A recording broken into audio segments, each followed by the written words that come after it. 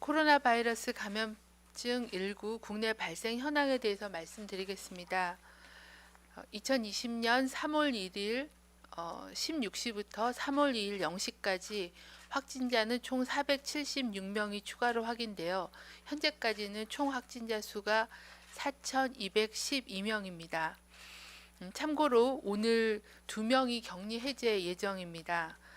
그리고 어제 사망자가 4분 추가로 발생하였으며 오늘 추가로 확인된 사망자가 4분이 더 계셔서 현재 총 사망하신 분은 26명이 되겠습니다. 사망하신 분들에 대해서 고인의 명복을 빕니다. 지역별 시도별 확진자의 현황은 다음 표와 같습니다. 가장 많이 차지하고 있는 환자 수는 대구가 3,081명입니다. 그 다음으로 환자 발생이 많은 지역은 경북 지역이고 624명입니다. 보시면은 시도별로 환자 발생에 대한 동향과 증가 추세가 상당히 다른 그런 패턴을 보여주고 있는 상황입니다. 지역별 주요 조사 내용을 말씀을 드리면 대구시의 경우에는 대부분이 신천지 대구교회 관련된 그런 사례와 기타로 분류된 건들은 대부분은 접촉자 등으로 구성이 되어 있는 그런 상황입니다. 경북 지역도 624명 중에 신천지 관련된 집단 유행과 청도의 대남병원 관련된 사례가 대부분을 차지하고 있는 상황입니다. 그 이외에도 성지순례 등 집단 시설을 통한 그런 유행들이 전반적으로 증가하고 있어서 108명의 신규가 발생하였습니다. 전체적으로 보시면 신천지 대구교회 관련이 57% 정도입니다. 이 부분은 조사가 진행되고 또 저희가 교인 명단하고 비교하고 하면은 좀 더 변화할 수 있는 그런 수치입니다. 해외 유입 관련해서는 33명으로 분류가 됐고 기타 조사 중인 케이스가 1,642명입니다. 저희가 시도로부터 자료를 받은 거에 의하면 전체 환자 중에서 한 12% 정도는 확진자의 접촉자로 분류가 되고 있습니다.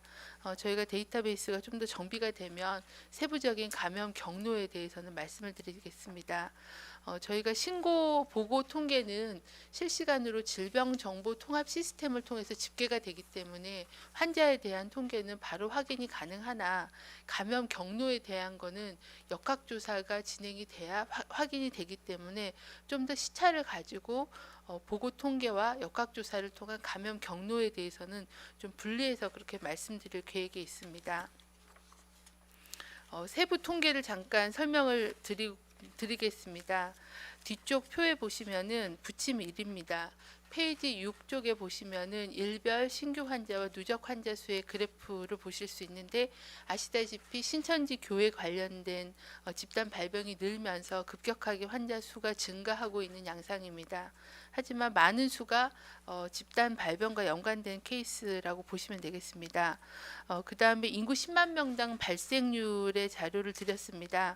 보시면은 말씀드린 것처럼 대구가 10만 명당 126명으로 높고 충 경북이 10만 명당 23.4명 정도의 발생률을 보이고 있는 상황입니다. 성별 연령별 현황을 보시겠습니다. 7페이지에 있습니다. 전체 확진자의 여성이 62%로 많은 부분을 차지하고 있습니다. 또한 연령별 그 환자 수를 보시면은 9세 미만이 32명으로 0.8%이고 10대가 169명으로 4%입니다. 가장 그 많은 수는 20대로 29.3%입니다. 이 부분은 신천지 교회의 교인들 중에 많은 부분이 20, 30대 여성이 차지하고 있어서 그 연령의 비중이 상당히 높은 것을 볼 수가 있습니다. 그 밖에 사망자 수의 22명의 분포를 보시면 30대가 1명, 40대가 1명, 그리고 50대 5명, 그리고 60대, 70대, 80대가 많습니다. 이 부분을 확진자 대비 사망률로 치명률을 간략하게 내보면 전체의 사망 환자의 비율은 0.5%입니다. 하지만 연령이 증가함에 따라서 특히 80세 이상의 고령층에서는 치명률이 3.7%로 굉장히 높아지는 것을 보실 수가 있습니다. 저희가 어제 피해 최소화 전략에 대해서 말씀을 드렸는데 가장 현재로서의 고위험군은 65세 또는 50세 이상의 이런 그 성인층과 또 기저질환이 있는 두 가지를 다 가지고 계시는 분에서의 치명률이 높기 때문에 이분들을 우선적으로 중증 치료 또 제대로 된 그런 치료가 가능하게끔 병상을 좀 더 효율적으로 자원을 배분하여 치명률, 사망률을 줄이는 것을 최우선으로 의료 전달 체계를 개편하고 있다는 말씀을 드리겠습니다.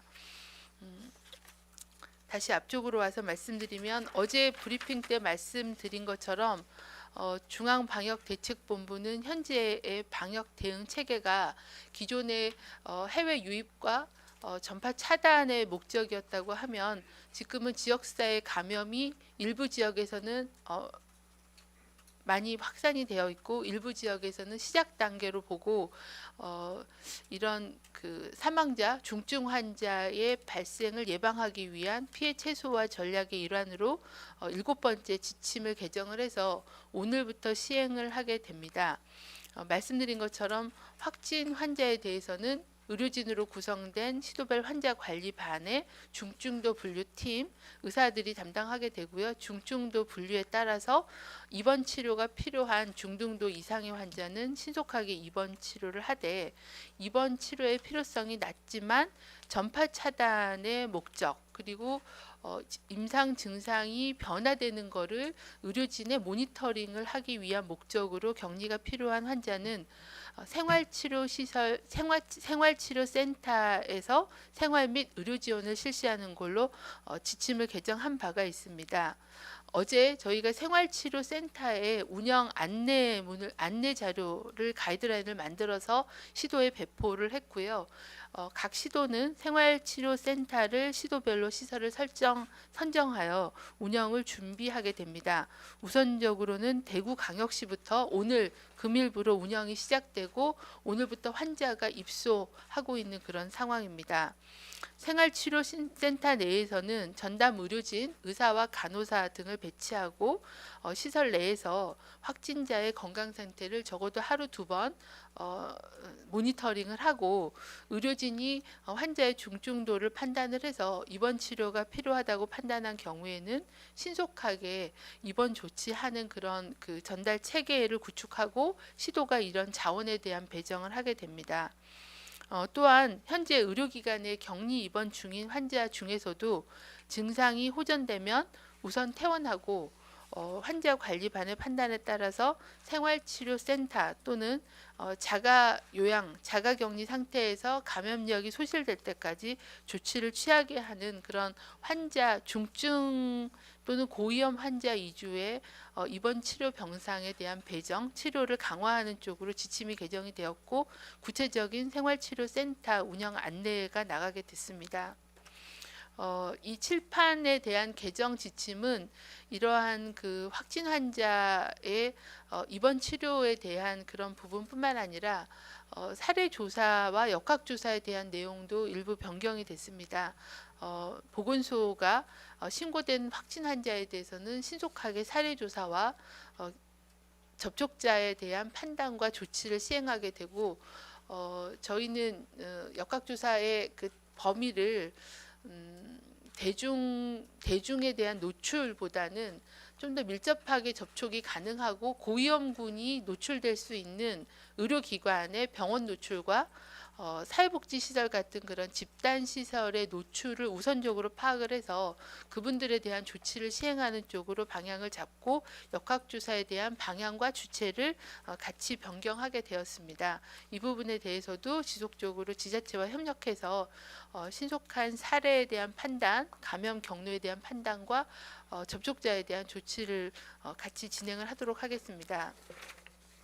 중앙방역대책본부는 계속 말씀드린 것처럼 이 코로나19의 특성이 감염 초기에 경증일 때 전염력이 굉장히 높지만 치명률이 낮은 그런 측면들을 감안을 해서 초기에 전파력을 차단하기 위해 사회적 거리 두기와 개인위생 수칙 준수의 중요성을 지속적으로 말씀드렸습니다. 개인위생 수칙에 대해서는 여러 번 말씀을 드렸고 손 씻기, 기침 예절 등의 기본적인 예방 수칙을 지켜주시기 바랍니다.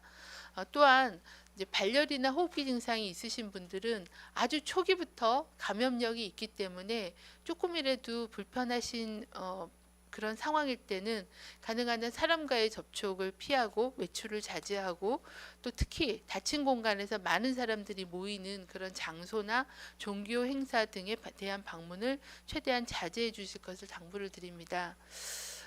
고위험군에 대해서는 특히 최근에 대구 지역에서 사망자가 늘고 있는데 사망하신 분들의 기본적인 그런 공통적인 요인이 65세 이상의 고령자와 또 기존의 만성질환으로 치료를 받으시는 그런 분들이 대부분이십니다. 이런 65세 이상 고령자와 만성질환자 그리고 임신부 등은 많은 사람들이 모이는 장소에 방문을 하지 않도록 해주시고 불가피하게 의료기관을 가실 경우에는 마스크를 착용하시고 의료기관을 방문해 주실 것을 당부드립니다. 또한 발열이나 호흡기 증상이 나타난 사람은 등교나 출근하지 않고 3, 4일 정도는 집에서 휴식을 취하시고 관찰할 것을 공고드립니다. 이러한 경증으로 의료기관 특히 상급종합병원이나 대형병원 또는 응급실을 가시게 되면 거기서 또 많은 노출이 일어나기 때문에 전염력이 높은 시기인 초기에는 집에서 휴식을 취하시고 경과 관찰을 하실 것을 공고드립니다. 하지만 고위험군은 이렇게 오래 기다리시면 안 되고 고위험군의 경우에는 신속하게 선별진료소나 안심병원을 통해서 진료를 받으실 것을 당부드리고요. 3, 4일간 휴식을 취했어도 호전되지 않고 고열이 지속되는 경우는 1339를 통해서 선별진료소나 안심병원의 외래 등을 방문해 주실 것을 당부를 드립니다. 네, 이상입니다. 질의응답 갖도록 하겠습니다. 세 분씩 받겠습니다. 여기 앞에 있는 분. 네. 본부장님 고생 많으십니다. 어제 임상위가 브리핑에서 뭐 일반 환자든 중증 환자든 실제 체온이 정상 범위에 있는 경우가 절반이 넘었다고 했는데요. 오늘도 마찬가지인데 브리핑 자료에 보면 38도 이상의 고열이 지속되는 경우에 1339에 연락하도록 지침이 그렇게 되어 있잖아요. 이게 환자들에게 어떤 실익이 있어서 지침이 이렇게 되어 있는 건지 한 가지 좀 여쭙고요. 그리고 지금 음압격리병실에 국가지정 입원치료병상에 입원해 있는 환자들 가운데 몇 명 정도가 현재 경증이고 몇 명 정도가 중증인지 혹시 환자 상태 분류되어 있는 게 있으면 대구 지역 아니요, 전국에서요. 전국이요. 네네, 전국 국가지정 입원치료병상에서 중증과 경증으로 환자 상태가 분류되어 있는 게 있으면 공유 좀 부탁드리겠습니다. 네, 저희가 오늘 말씀드린 거는 일반적인 그 전국의 일반적인 국민들에게 드리는 권고고요. 확진자인 경우에서도 뭐 고열날 때까지 기다려라 그런 말씀은 아닙니다. 잘 아시다시피 겨울철에는 호흡기 그런 감염병 내지는 호흡기 질환자가 굉장히 많습니다.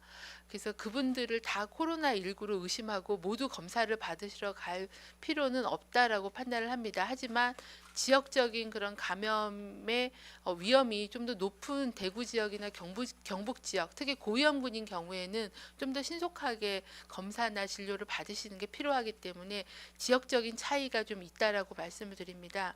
중앙임상위원회에서 권고하신 것처럼 그 코로나19 감염병이 증상이 굉장히 비특이적입니다. 뭐 발열도 상당히 낮고 또 굉장히 뭐 피로감이 있기도 하고 인후통 같은 증상으로 시작하기도 하고 그렇게 초기에 경미한 증상들이 이어지다가 좀 더 이제 열이 나면서 심해지고 좀 더 지나면 폐렴으로 가는 그런 굉장히 긴 자연 임상적인 경과를 보이는 걸로 판단하고 있습니다. 그래서 진단 장시의 무증상이라고 그래서 끝날 때까지 무증상으로 가는 건 아니기 때문에 좀 더 안전한 의료적인 그런 모니터링과 또 신속한 그 진료가 가능한 생활치료센터에서 일단 모니터링을 하는 걸로 그렇게 정리를 한 거였고요. 거기서 하루에 2번씩 체온을 측정하고 좀 더 다양한 그런 임상 징후를 보고서 병상으로 옮길지 말지는 의료진이 판단을 하게 됩니다. 본인의 판단이 아니고요. 그리고 제가 보도 브리핑할 때 말씀드린 거는 일반적인 국민들에게 공고하는 내용이어서 좀 구분이 필요하다고 생각합니다. 그리고 국가지정 격리 병상에 입원하고 계신 분들은 대부분은 폐렴이나 이렇게 중증 치료가 가능하신 분들이 대부분입니다. 하지만 그 바이러스가 배출되지 않는다는 PCR 2번 검사 음성이 확인되지 않아서 일부 체류하고 계시는 그런 환자분들도 있으십니다. 근데 오늘부터 지침이 개정이 되게 되면 말씀드린 것처럼 퇴원 기준은 의학적인 판단으로 입원 치료가 필요하냐 안 하냐는 걸로 판단하고 격리를 해제할지 말지에 대한 거는 조금 방역적인 그런 측면으로 바이러스가 분비가 되느냐 안 되느냐를 좀 구분해서 모든 예전에 저희가 환자가 적었을 때 또는 이 병의 특성을 잘 알지 못했던 초기에는 저희가 무조건 다 음압격리 병상으로 수용을 했지만 지금은 그걸 좀 분리해서 병상을 효율적으로 쓰겠다라는 겁니다. 필요하면 국가지정 격리 병상에서 기존의 전담병원이나 아니면은 다른 시설 또는 자가로 이동해서 그런 바이러스에 대한 그 검사나 이런 거 진행할 수 있는 그런 상황입니다. 그래서 그 부분은 아마 재분류와 병상에 대한 재배정 이런 게 진행될 걸로 보고 있습니다. 예. 아무래도 그 국가지정 격리 병상은 굉장히 상급의 체중증 환자를 봐야 되기 때문에 가능한 한 거기에서는 어느 정도 호전이 되면 전담병원이나 이런 쪽으로 해서 일반적인 진료를 하고 거기는 좀 더 위중하거나 좀 더 복합적인 치료가 하신 분들을 국립중앙의료원에 그 전원 조정 해주시는 그 상황실에서 국가 지정 격리 병상에 대한 환자 입원을 결정하시는 걸로 그렇게 진행하고 있습니다. 예.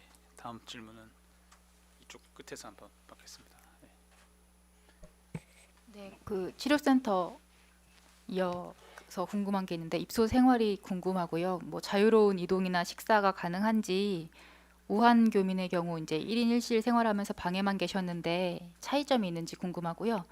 두 번째는 신천지 이만희 총회장이 검사를 받았는데 언제 어디서 뭐 어떤 경로로 받았는지 궁금합니다. 예. 네. 또 오늘 신천지에서 3시에 지하 시설에서 기자회견을 하는데 방역적인 면에서 문제가 없는지도. 네, 생활치료센터는 확진자가 들어가는 시설이고 우한 교민은 노출자 내지는 이제 그 지역사회 노출자 정도의 개념이어서 그분들은 한 분이라도 그 중에 확진이 생기면 교차 감염의 위험이 있어서 1인 1실 엄격하게 생활을 통제를 했었습니다. 근데 이분들은 이제 확진을 받은 상황이기 때문에 1인 1실이 좋지만 그렇지 않을 경우에는 그 시설의 특성에 맞게 다인실도 가능한 걸로 그렇게 지침은 되어 있습니다. 그 부분은 그리고 가장 중요한 거는 방 단위나 층 단위의 격리보다는 건물 자체가 통제가 되고 또 의료진이나 지원 인력과 확진 환자의 노출을 최소화해서 그런 건 이제 개인 보호구나 동선을 분리해서 나머지 사람들이 감염되지 않게끔 하는 그런 부분들이고요. 그리고 상태나 검사 결과에 따라서 음전이 되거나 이러신 분들은 이제 바로 자가격리나 이런 형태로 전환해서 관리하는 그런 시스템이어서 아주 우한 교민들처럼 동선을 통제하지는 않지만 그래도 서로 간의 노출이나 접촉은 줄이는 그런 쪽으로는 관리를 하는 걸로 그렇게 되어 있습니다. 이만희 회장에 대한 검사는 저희도 교회 측으로부터 정보를 확인을 했는데 검사를 받았고 음성이라는 것까지는 정보를 받았습니다. 그리고 검사는 수탁검사기관에 아마 의뢰를 했고 비용은 본인 부담으로 검사를 한 거 정도까지는 확인을 하고 그 이후의 내용에 대해서는 제가 더 가지고 있지는 않습니다. 예. 마지막 질문 우송에서 받겠습니다. 서울경제 기자님하고 끝나고 또 별도로 또 받겠습니다. 서울경제신문 우영탁입니다. 그 오늘 배포된 그 대응 지침에도 중증 판별 기준을 저는 못 찾았거든요. 그래서 그 기준이 어떻게 되는지 여쭤보고 싶고요. 그리고 중증을 어떻게 판별하는지 의사가 더 직접 보는 건지 등의 절차를 여쭙고 싶습니다. 그리고 자택 격리자가 생길 수밖에 없는데 하루 이외에 전화하는 거 말고 또 어떻게 관리하실 건지 궁금하고, 대구에 이제 경증 환자 160명 이미 입소하셨는지, 그리고 이 160명 선별 기준은 무엇이었는지 궁금합니다. 네, 저희가 이제 중증도 분류 기준을 그 지침 초안에는 저희가 이제 범학회 위원회의 자문을 좀 받은 중증도 분류하는 그런 기준표를 넣었습니다. 근데 이제 이런 부분이 전문가들이나 지역 상황에 따라서 조금씩 다르고, 그래서 그거를 뭐 전국을 하나의 표준 기준으로 다 적용하기는 좀 어려움이 있다라고 판단을 합니다. 그리고 의협이나 이런 데서도 제한한 중증도 분류 기준이 있는데, 저희가 지침에는 원칙을 담았습니다. 원칙은 주로 고위험군에 대해서는 우선적으로 입원 치료가 되게끔 분류하는 거와, 그다음에 경증이나 무증상인 사람들도 상당히 많이 있기 때문에 그런 분들은 생활치료센터나 아니면은 자가격리 부분으로도 가능한 그런 원칙에 대한 부분을 정리를 했고, 중증도 분류하는 거는 이렇게 여러 개의 도구가 있어서 그거를 예시로 일단 제시를 한 상황입니다. 이런 경우에는 이제 두 가지가 있을 것 같습니다. 하나는 지역사회에 집에 계신 분에 대한 위험도 평가도 해야 되고, 아니면 선별진료소에 왔을 때 의사가 하는 중증도 분류도 필요하고, 생활치료센터에 계시면서 계속 모니터링을 하루에 2번씩 하면서 또 중증도 분류하는 그런 도구들이 단계별로 약간 다를 수가 있어서 그런 것들을 좀 참조하실 수 있게 그런 안들을 좀 제시를 해서 분류하도록 그렇게 일단 제시를 한 상황입니다. 그리고 그 지금 대구의 그 첫 번째 생활치료센터는 제가 아까 12시까지 상황을 보기로는 1명이 입소를 하셨고, 그리고 오늘 한 100명 정도의 입소자 명단은 확인이 돼서 입소가 지금 진행 중인 걸로 알고 있고요. 그 이후에 좀 더 분류된 것들은 아마 대구시의 환자관리반에서 그런 정보들을 배정을 하고 있어서 제가 어디까지 입소하실지와 그 기준에 대한 것까지는 정보를 가지고 있지는 않습니다. 네, 아마 대구 같은 경우는 그동안에 모니터링 하셨던 결과나 이런 것들을 다 감안해서 분류를 하고 있는 그런 상황입니다. 예, 세종으로 질의 넘기겠습니다.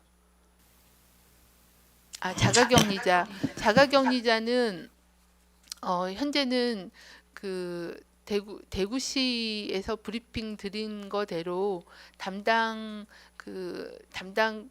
담당자들이 계속 그 모니터링을 하고, 또 대구시 의사회에 의사를 매칭을 해서 의사들이 의학적인 것들은 일단은 전화 상담으로 하고, 만약에 좀 더 증상에 대한 변화가 있거나 이런 경우에는 한라인이나 이런 거를 좀 이용을 해서 대응을 하는 그런 쪽으로 지금 준비하고 있는 걸로 알고 있습니다. 세종에서 짧게 한두 개 질문 답변 부탁드리겠습니다. 예, 이투데이의 김지영입니다. 우선 그 신천지 중국 입국자 중에서 최초 감염원으로 추정되는 사례가 확인됐는지 설명 부탁드리고요.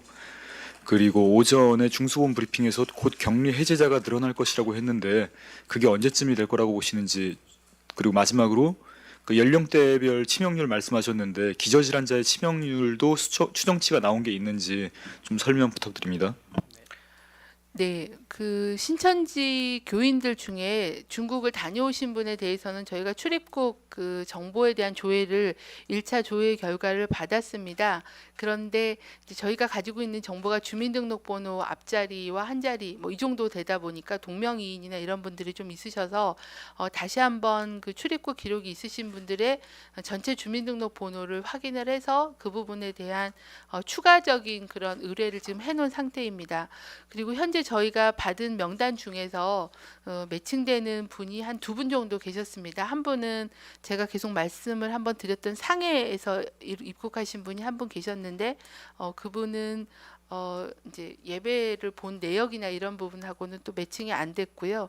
우한에서 들어오신 분이 한 분 계셨는데 그분은 입국일이 1월 8일이었고 또 예배에 참석한 명단에는 실은 없어서 그 부분은 이제 다른 개인적인 접촉이나 아니면 그분은 아직은 뭐 진단을 받거나 그런 분이 아니기 때문에 좀 더 연결고리나 이런 거를 더 찾고 조사가 진행 중에 있고 추가적인 주민등록번호에 대한 매칭을 진행하고 있는 그런 상황입니다. 그래서 아직까지는 명단을 받아서 조사가 진행 중이었고 그걸로 인한 최초의 발병이다라고 결론을 내리지는 않았습니다. 하나의 가능성을 두고서 조사를 하고 있는 상황입니다.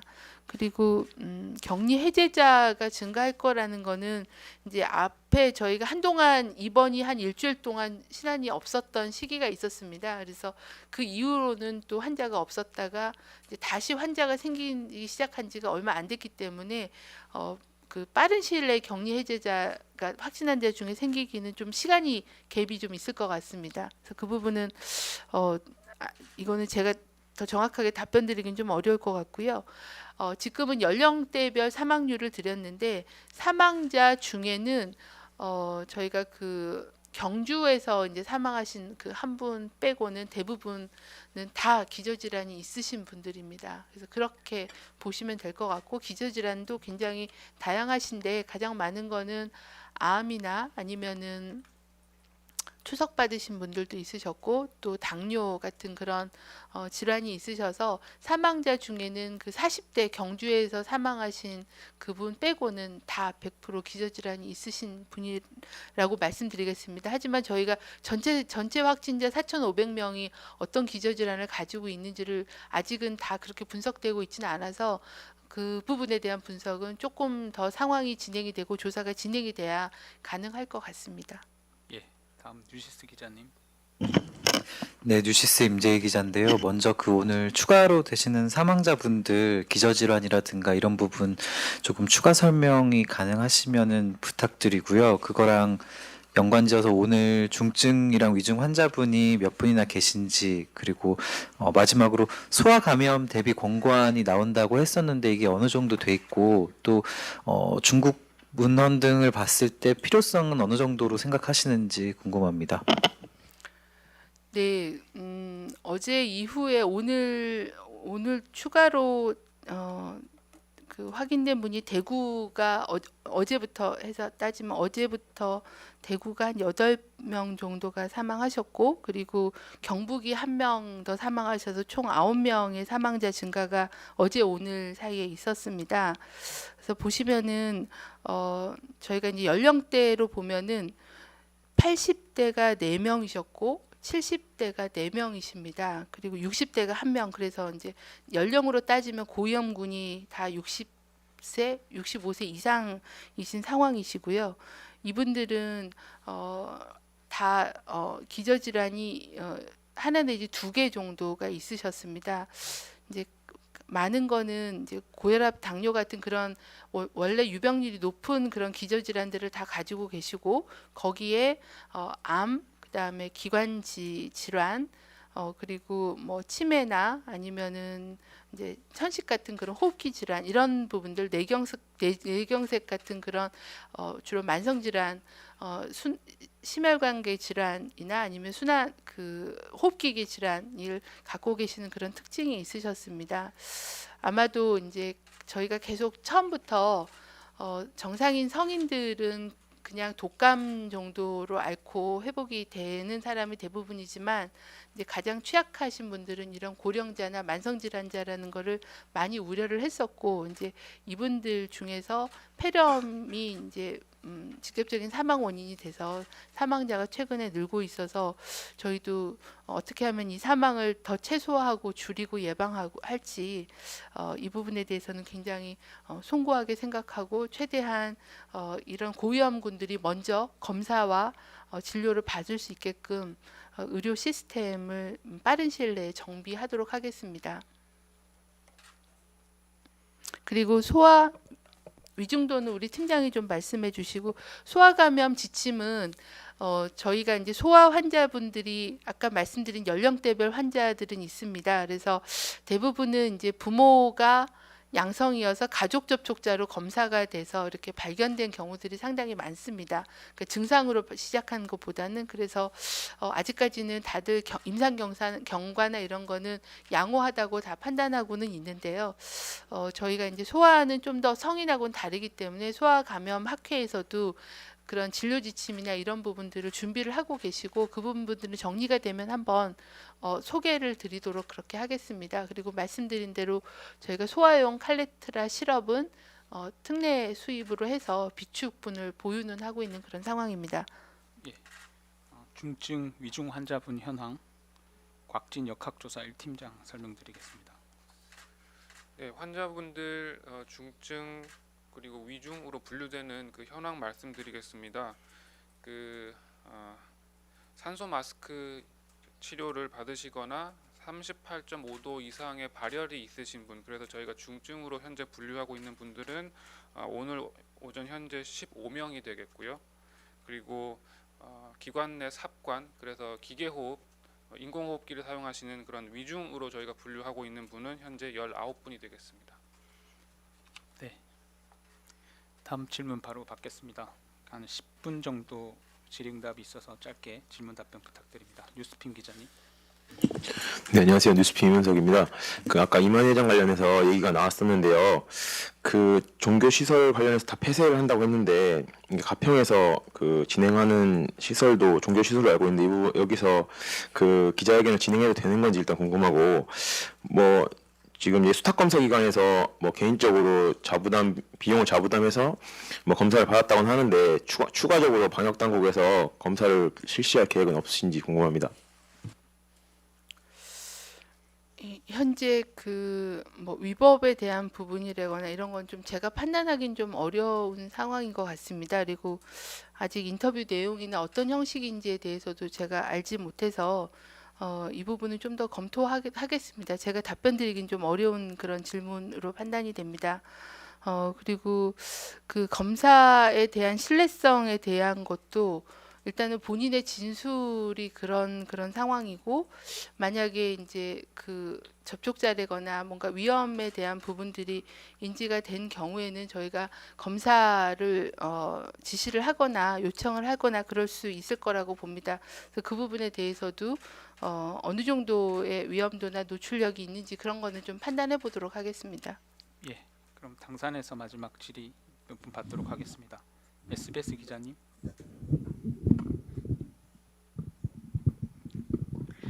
네, 저 법무부가 신천지 신도 42명을 우한에서 한국으로 입국했다고 했는데 기간을 8개월로 잡으셨어요. 근데 코로나19가 퍼지던 게 올해 1월인데 그 중에 이제 신도가 정확히 몇 명 입국을 했는지, 그다음에 또 확진 판정을 받은 사례가 아까 전에 없다고 알아보고 계시다고 했는데 정확히 어떻게 되는지 궁금하고요. 두 번째로는 앞으로 경증 환자들이 생활치료센터 입소를 하는데 그 생활치료센터에서 의료진은 몇 명이나 되고 환자 관리는 어떻게 되는지 정확하게 운영 계획을 좀 구체적으로 설명 부탁드립니다.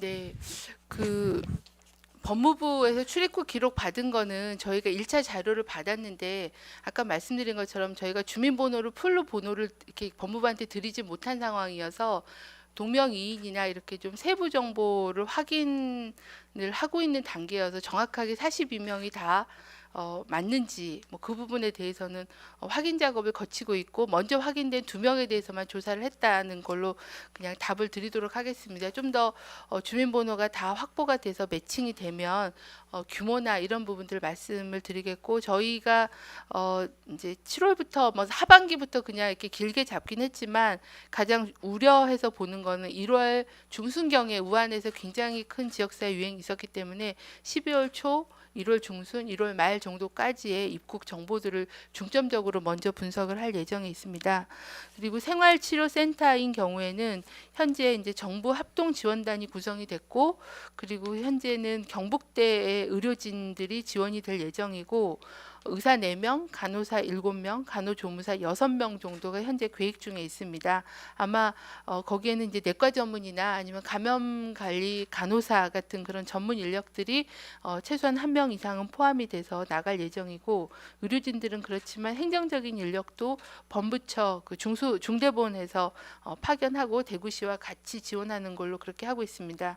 저희 방역대책본부는 이제 여러 가지 방호복이 되거나 물품에 대한 그런 지원들을 같이 진행하고 있습니다. 의료진은 아마 좀 더 늘어나거나 변화가 있을 수 있을 것 같습니다.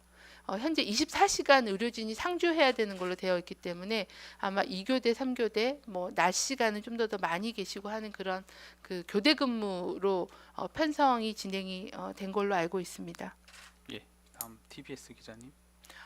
운영에 대해서는 뭐 하루에 2번 모니터링하고 응급 증상이 있거나 증상의 변화가 있으면 의사가 진료하고 하는 그런 의사의 그런 모니터링, 의사의 진료 하에서 관리가 되고 생활 지원이나 이런 부분들이 제공되는 그런 방식으로 보시면 되겠습니다. 예, 다음 기자님. TBS. 지금 TBS 이강훈입니다. 전국적으로 혈액이 지금 얼마나 부족한 건가 궁금합니다. 0.5일치인지 2일치인지 전국적 상황인가요? 또 대구 경북은 특별히 더 부족한 것인지 확인해 주시면 감사하겠고요. 두 번째는 오전에 나왔던 내용인데 의료진 보호 장구를 3월 말까지 구매하겠다고 했습니다. 한 달이나 남은 시점인데 부족량이 얼마나 되길래 그런 것인지 왜 이렇게 준비가 늦었는지 확인해 주시면 감사하겠습니다. 그 혈액은 실은 저희 방역대책본부가 그 상황 관리를 하고 있지 못해서 그거는 중수본 통해서 확인을 해야 되는 상황입니다. 이게 그리고 보호 장구에 대해서는 저희가 원래 국가 비축 물자로 그 레벨 D 세트나 다양한 그런 보호구를 이미 가지고 있습니다. 그런데 이미 이제 격리병원이나 대구 또는 선별진료소에 계속 그 사용을 했고 계속 20만 명분, 10만 명분 이렇게 매주 물량이 들어오는 그런 상황입니다. 그래서 지금 그거를 뭐 부족하다, 확보를 못했다 그게 아니라 좀 예측을 하면서 비축분을 계속 늘려나가는 그런 단계이기 때문에 현재로서는 수급이 부족하거나 그런 상황은 아닙니다. 하지만 이제 환자 발생 동향이나 이런 게 많아지면 좀 더 여유 있게 비축하고 하는 게 필요하겠고 저희가 지금 그 개인 보고 같은 경우는 이제 좀 더 효율적으로 사용하는 법에 대해서도 좀 지침을 정비하고 있습니다. 최근에 세계보건기구나 미국의 질병통제센터가 개인 보호구에 대한 수준을 변경을 시켰습니다. 그래서 이제 그런 부분들을 좀 감안해서 업무별로 또는 그 환자에 노출되는 그런 정도별로 적정한 개인 보호구 수준을 좀 더 정리해서 한번 말씀을 드리겠습니다. 레벨 D인 경우에는 입고 벗는 것도 힘들지만 또 벗는 과정에서 오염이 상당히 생길 수 있는 여지가 있기 때문에 좀 더 정확하게 목적에 맞게 그리고 훈련되신 분들이 입을 수 있고 그렇지 않고 지원 인력들은 또 거기에 맞는 그런 개인 보호구를 착용하게끔 그렇게 지침 정비와 물량에 대한 수급 관리를 해나갈 예정입니다. 예, 다음 한겨레 한국일보 기자님까지 받고 브리핑 마무리하겠습니다. 한겨레 기자님. 네, 안녕하세요. 한겨레 신문 박다혜 기자입니다. 오늘 칠판 지침을 보면 이제 경증 환자인 경우 중증도 분류반이 분류를 해서 센터로 가거나 자가격리를 하거나 이렇게 분류한다고 돼 있는데 사실 어제 발표로는 경증 환자는 모두 이제 센터로 간다라고 이제 발표를 하셨는데 이게 자가격리 지침이 빠진 별도 이유가 있는지 그리고 이제 자가격리를 대기하고 있으면 센터에 있는 것과 동일한 의료적 처치를 받을 수 있는 게 가능한 건지 좀 궁금하고요. 그다음에 아까 생활치료센터에 이제 가이드라인을 지자체에 배포했다고 말씀을 하셨는데 가이드라인에 주로 어떤 사항이 좀 담겼는지 어떤 주의 사항이 있는지도 궁금하고 마지막으로 이제 질본을 청으로 승격해야 된다라는 이야기가 계속 나오고 있는데 이거에 대해 입장 있으면 부탁드립니다. 네, 어제는 저희가 생활치료센터라는 걸 도입하는 걸 중점적으로 말씀을 드렸던 거고요. 저희가 이제 칠판 지침에는 이제 자가격리도 가능한 범위 내로 규정은 해놨습니다. 그건 왜 그러냐면 퇴원하고 만약에 확진 환자가 퇴원하고 격리 해제가 될 때까지 시설에 있을 수도 있지만 자가에서도 충분히 이제 그 관리가 가능하기 때문에 입원하기 전 또는 퇴원한 후에 가능하게끔 다양한 그런 그 방법을 제시를 한 거고요. 많은 전문가들께서도 자택에서의 요양 치료가 가능하다라고 말씀하십니다. 다만 조건이 좀 있습니다. 집에서 자가격리를 할 수 있는 그런 조건들을 충족해야 되기 때문에 뭐 독립된 그런 방에서 좀 더 생활을 할 수 있다거나 아니면 집안에 가능하면 고위험군이 안 계셔야 된다거나 하는 그런 몇 가지의 안전한 조건들을 달아서 본인이 희망하고 또 가능하다라고 의료진이 판단하면 자가격리도 가능하게끔 지침에는 담겨 있습니다. 그래서 그런 내용이고요. 그리고 이제 자가격리 하는 경우에는 자가격리를 할 정도로 위중도나 이런 중증도가 굉장히 낮다라는 그런 판단이기 때문에 저희가 인플루엔자나 다른 그런 호흡기 감염병에서의 아플 때 집에서 머무르면서 휴식을 취하라는 거와 유사한 그런 정도의 그런 위중도, 중증도인 경우를 생각을 하면 될 것 같습니다. 그리고 가이드라인의 내용은 주로 시설을 운영하는 운영 담당자에 대한 가이드라인입니다. 주로 감염 관리를 어떻게 해야 되는지, 뭐 소독은 어떻게 해야 되고 환자 모니터링은 어떻게 해야 되고 뭐 하는 그런 그 시설의 감염 관리를 하는 그런 중심의 그런 가이드라인이고 그 부분에 대해서는 좀 더 기술적인 그런 내용이 많이 담겨 있는 내용이라고 보시면 되겠습니다. 질병관리본부 조직에 대해서는 현재 이제 역학조사관을 증원해야 된다는 그런 필요성은 많이 제기가 돼서 역학조사관 증원에 대해서는 현재 행안부하고 협의가 진행 중에 있는 그런 상황이고요.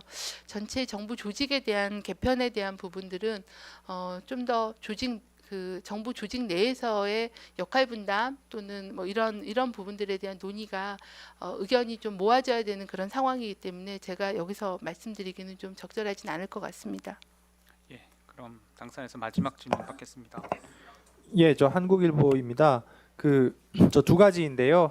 첫 번째는 신천지 대구교회 이제 잠복기 지나가는 상황인데 뭐 전수조사 언제 끝나는지, 만약 조사가 끝나면 확진자 수가 대폭 줄 것으로 생각이 되는지 좀 여쭤보고요. 두 번째는 신천지 전수조사 이후에 신천지라는 그 코어 그룹에서 다른 소그룹 지역사회 전파로 지금 좀 확인이 됐다고 하셨는데, 이런 다른 소그룹 지역사회 전파에 대해서는 어떻게 조사나 대응을 하실 생각인지 여쭤봅니다. 네, 그 신천지 교인에 대해서 아직 그 조사가 안 끝나신 분들이 있습니다. 그리고 일견에서는 이분들에 대한 검사의 어떤 우선순위보다는 지역사회의 고위험군들이 우선적으로 검사와 조치를 받는 게 더 필요하다. 증상이 없거나 뭐 이런 분들까지 검사를 다 해야 되느냐라는 그런 문제 제기가 좀 있으신 상황입니다. 현재는 그 대구시에서는 2주가 지난 분들에 대해서는 일단 기간 연장을 해서 좀 더 자가격리 상태에서 격리와 뭐 모니터링을 좀 진행하겠다라는 계획으로 진행이 되고 있고요. 조사의 범위나 아니면 조사의 우선순위에 대해서는 좀 더 내부 논의가 진행되고 있습니다.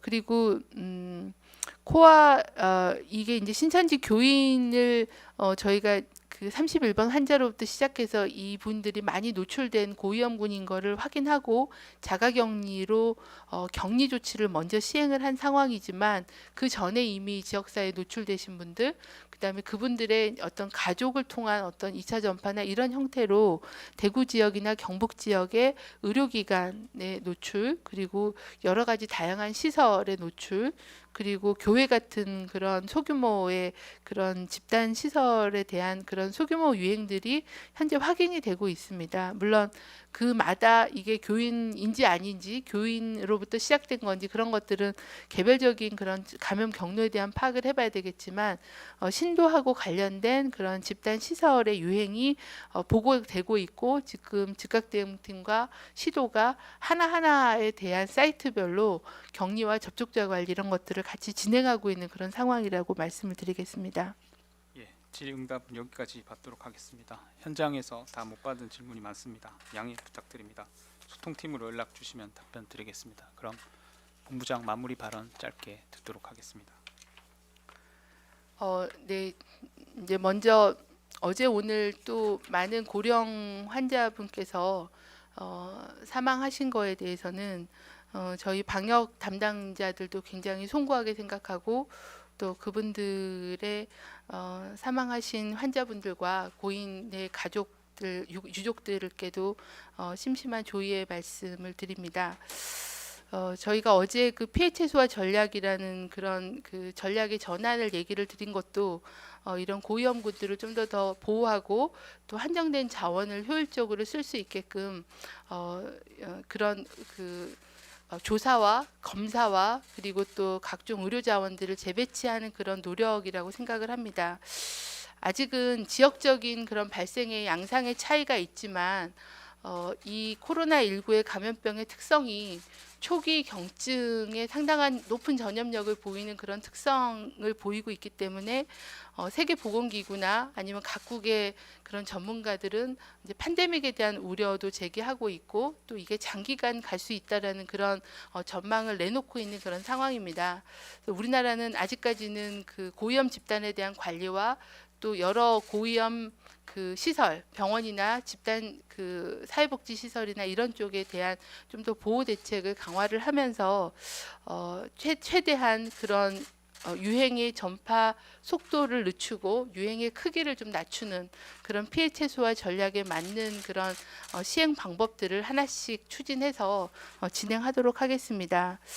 오늘도 일선 현장에서 노력 중인 많은 의료인들과 보건당국 담당자들께서 이제 여러 가지 감염의 위험과 많은 피로가 누적되고 있음에도 불구하고 현장에서 환자들의 어떤 보호와 또 전파 차단을 위해서 많이 노력해 주신 거에 대해서 진심으로 감사의 말씀을 드리고 저희 방역 당국도 최선을 다해서 노력하겠다는 말씀 드리겠습니다. 네, 이상 정례 브리핑 마치도록 하겠습니다. 참석해 주셔서 감사합니다.